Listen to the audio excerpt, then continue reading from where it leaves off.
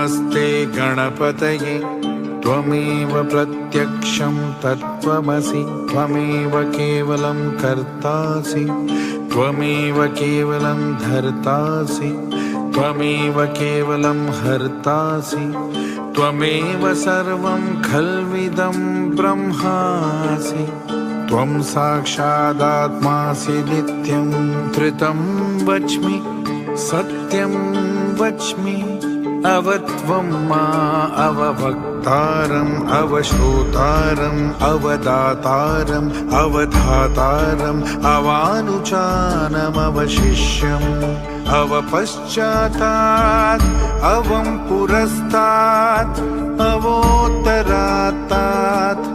अवदक्षिणातात् अवचोर्ध्वातात्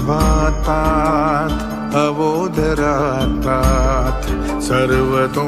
मां पाहि पाहि समन्तात् त्वं वाङ्मयस्त्वं चिन्मयः त्वमानन्दमयस्त्वं ब्रह्ममयः त्वं सच्चिदानन्दाद्वितीयोऽसि त्वं प्रत्यक्षं ब्रह्मासि त्वं ज्ञानमयो विज्ञानमयोऽसि सर्वं जगदिदं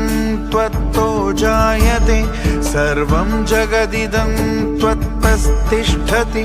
सर्वं जगदिदं त्वयि लयमेष्यति सर्वं जगदिदं त्वयि प्रत्येति त्वं भूमिरापो नलो निलो नभः त्वं चत्वारि वाक्पदानि त्वं गुणत्रयातीतः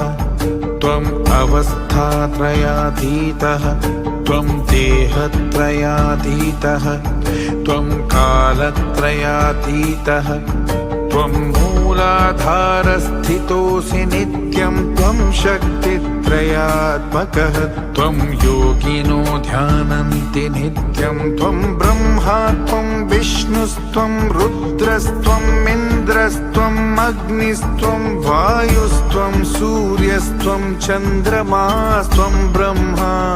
भूर्भुवः सुवरो गणादीं पूर्वमुच्चार्य वर्णादींस्तदनन्तरम् अनुस्वारः परतरः अर्धेन्दुलसितं तारेण रुद्रम् एतत्त्वमनुस्वरूपम् गकारः पूर्वरूपम् अकारो मध्यमरूपम् अनुस्वारश्चान्तयरूपम् बिन्दुर्पुत्तररूपम् नादः संधानं संहिता संधिः सैषा गणेशविद्या गणनायकऋषिः निश्चृद्गायत्री छन्दः गणपतिदेवता ॐ गङ्गणपतये नमः एकदन्ताय विद्महे वक्रतुण्डाय धीमहि तन्नो दन्तिः प्रचोदयात् एकदन्तं चतुर्हस्तं पाशमङ्कुशधारिणं रदं च वरदं हस्तैर्बिभ्राणं मूषकध्वजं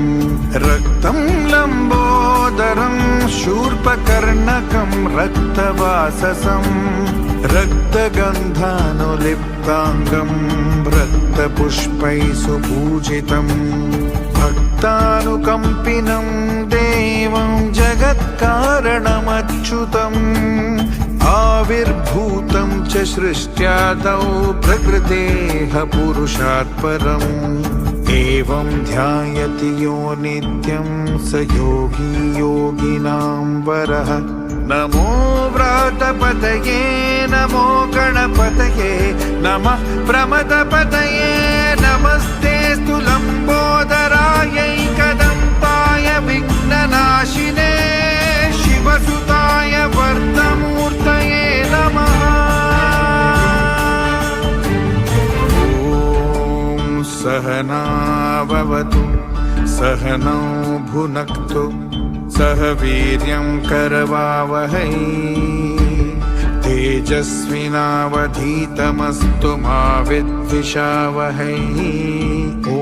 शांति शांति शांति।